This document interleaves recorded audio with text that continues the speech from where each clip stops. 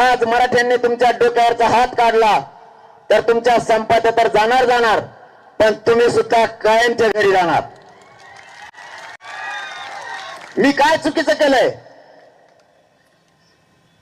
देवेंद्र फडणवीस साहेबांना माझा सवाल आहे, मी काय चुकीचं केलं?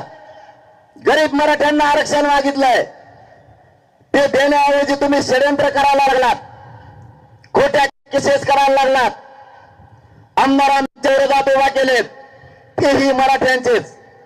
काय चूक झाली? मराठा आरक्षण मागितलं ही आमची चूक आहे का?